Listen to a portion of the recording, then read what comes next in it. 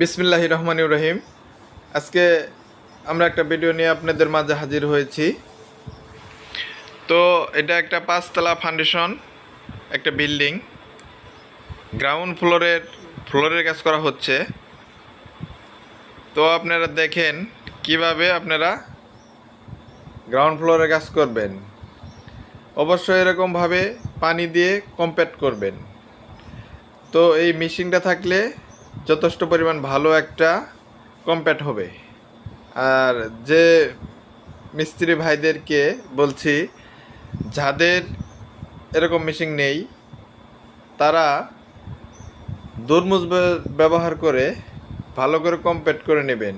তাই আমরা কম্প্যাক্ট করার পর্বটা মাত্র শেষ করছি। এখন রডের পালা। আমরা রড বেঁধে বাঁধতেছি। 10 মিলি রড 10 ইঞ্চি পর আমরা বাঁধতেছি। প্লাস রড বাঁধার ক্ষেত্রে কিছু কিছু আপনার সতর্ক থাকা লাগবে, টেকনিক কাজ করা লাগবে। এটা হচ্ছে যে আপনারা দেখেন, আমরা আগের যে সাইডটা দেখলেন ওটা আমার 10 ইঞ্চি পর রড বাঁধা ছিল।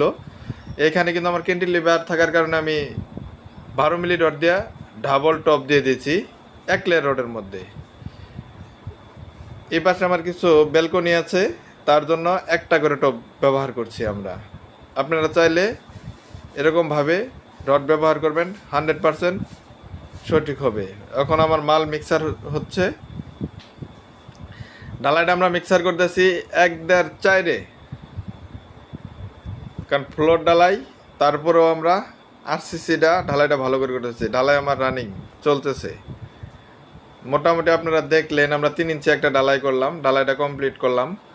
মিনিমাম 24 ঘন্টার মধ্যে আমরা এই ঢালাইয়ের উপরে কোনো কাজ করব না। 24 ঘন্টা পর যেহেতু ফ্লোর ঢালাই, আমরা গাঁথনি শুরু করে দিব। আর ভালো করে পানির কিউরিং করা হবে, কিউরিং করা লাগবে।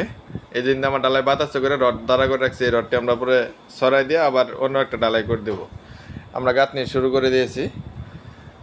আমাদের এই যেগুলা লেয়ার দেওয়া হচ্ছে, আপনারা এইভাবে লেয়ার দিয়ে এইভাবে ফ্লোর করলে 100% শিওর ফ্লোরগুলো কোনো সময় ফাটবে না। ফ্লোর যে ক্যাট করার যে রিস্কটা থাকে, এই রিস্কটা থাকবে না। আর এমন একটা সুবিধার্থে একটা লাভ আছে, যেমন আপনারা যদি আরসিসি ফ্লোর করেন, তাহলে কিন্তু যে গাঁথনিগুলা বিম ছাড়া হবে, এই গাঁথনিগুলা কিন্তু আপনার নিচে কোনো এক্সট্রা লাগতেছে না, ফাউন্ডেশন লাগতেছে না। এই ফ্লোরের উপর থেকে 5 ইঞ্চি গাঁথনি করে আপনি রুম করতে পারতেছেন। নাহলে এই বাথরুমের ভিতর পার্টিশন অনেক টাইমে এটি হয় না। যদি এই ভিডিওটা ভালো লাগে তাহলে সবাই লাইক, কমেন্ট,